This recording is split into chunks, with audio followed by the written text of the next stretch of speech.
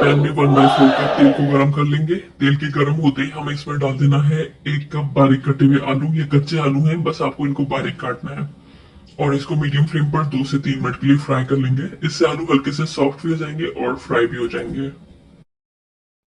आलूओं को मैंने 2 से 3 मिनट के लिए फ्राई कर लिया है। अब हमें इसमें हाफ कप डाल देनी है प्याज। ये एक मीडियम साइज की प्याज है, इसको मैंने ऑमलेट कट काट लिया है, फाइन चॉप कर लिया है। इसको भी हम 1.5 से 2 मिनट के लिए फ्राई करेंगे। इससे प्याज हमारी हल्की सी सॉफ्ट हो जाएगी। तो यहाँ पर प्याज को भी मैंने 1.5 से 2 मिनट के लिए फ्राई कर लिया है। अब हमें इसमें डालना है 1 कप टमाटर। ये 2 मीडियम साइज की टमाटर है, इनको मैंने फाइन चॉप कर लिया है। और इसी के साथ हमें इसमें हाफ टी स्पून या फिर टेस्ट के हिसाब से नमक डालना है और हाफ टी स्पून डालना है काली मिर्चों का पाउडर।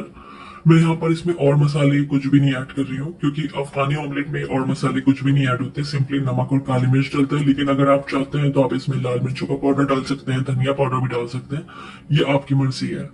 अब हमें इसको ढककर पकाना है 6 से 7 मिनट के लिए। जब तक हमारे आलू सॉफ्ट हो जाए तब तक पकाएंगे।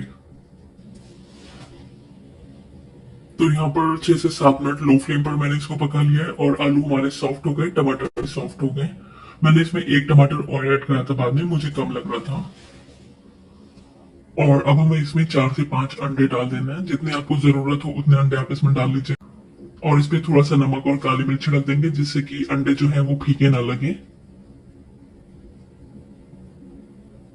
गैस की फ्लेम यहाँ पर बिल्कुल लो रखनी है, इस बात का ध्यान रखना है। अब हम इसमें हरा धनिया और हरी मिर्चें ऐड करेंगे। हरी मिर्चों को मैंने काटा नहीं है, आप चाहे तो काट कर डाल सकते हैं। अब इसको ढककर पकाएंगे बिल्कुल लो फ्लेम पर 7 से 8 मिनट के लिए। नीचे कोई हैवी बॉटम तवा या फिर जाली भी आप लगा सकते हैं। बिल्कुल धीमी आंच पर मैंने इसको 7 से 8 मिनट के लिए पकाया है।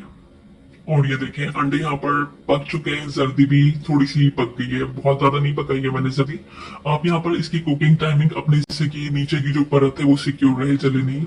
अगर आप ज्यादा पकी हुई जर्दी पसंद करते हैं तो ज्यादा देर पका सकते हैं, कम पकी हुई जर्दी पसंद करते हैं तो थोड़ा कम टाइम पका सकते हैं। अब हम इसको सर्व करेंगे। थोड़ा सा मैंने हरा धनिया इस पे और गार्निश कर रहा है। तो इस तरह से एकदम आसान और बहुत ही मजेदार हमारा अफगानी ऑमलेट बनकर तैयार है।